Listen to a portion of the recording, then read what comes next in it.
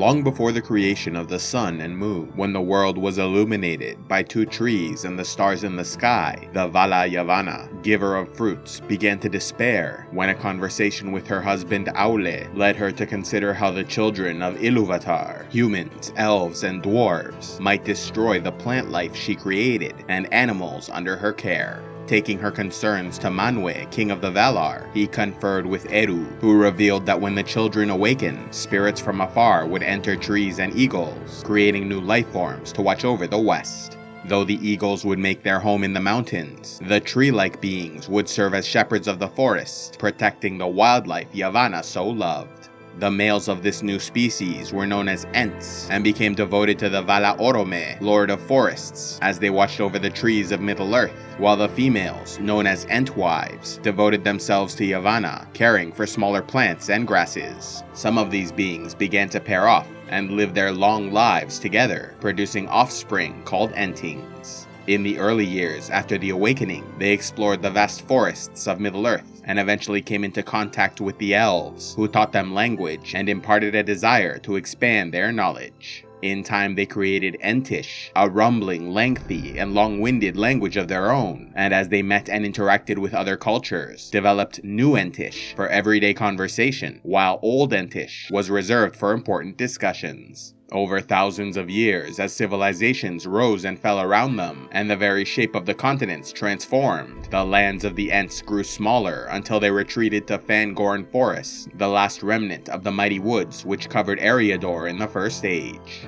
Their leader, known as FANGORN by some, and Treebeard by others, was one of the oldest beings in all of Middle-earth, living through the years of the trees, the First Age, the Second Age, and then into the Third Age, where he played an important role in the War of the Ring. For thousands of years, Treebeard lived alongside his beloved mate, FIMBRETHIL, but when the Entwives left on their journey east to plant a great garden beyond the river Anduin, they were parted and never reunited.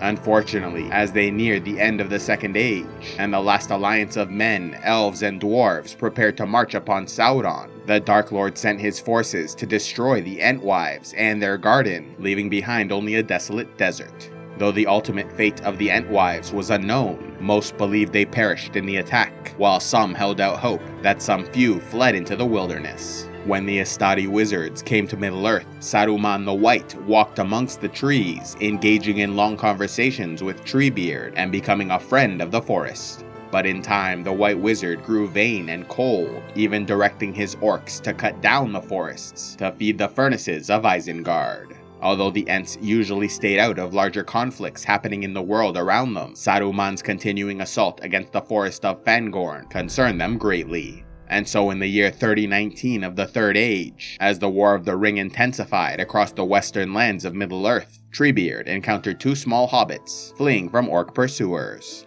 Meriadoc Brandybuck and Peregrine Took tried to inform Treebeard that the felling of their trees was growing worse every day, but the Ents were well aware and summoned an Entmoot to discuss the issue. During their stay in Fangorn Forest, Treebeard took the hobbits to his home of Welling Hall, a great Ent house built deep in the woods, where they made Ent drought from river water, the only sustenance they required. When Merry and Pippin drank of this mysterious liquid, they grew over 3 inches and became the tallest hobbits in history. At the Entmoot, it was decided the Ents would march to war, and so they emerged from Fangorn Forest and charged against Saruman's forces in the Battle of Isengard, releasing the river and flooding his furnaces and workshops. After defeating the garrison, they surrounded the Tower of Orthanc and held the White Wizard captive for a time.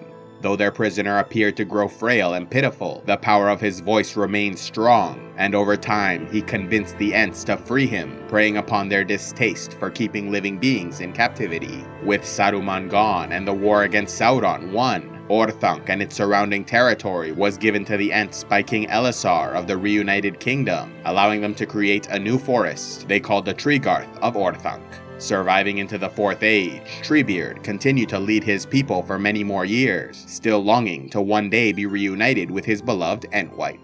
Although Ents lived for thousands of years, they were not immortal, and so in time Treebeard likely grew still and quiet, losing his conscious mind to become a simple tree. However, according to Galadriel, the Lady of Light, the Ents would one day return, possibly after the final defeat of Morgoth at the end of the world, when the lands of Arda are restored to their former glory. In her own words, they would see the Ents again, but not in Middle-earth, nor until the lands that lie under the wave are lifted up again. Then in the willow meads of Tessarinan, we may meet in the spring.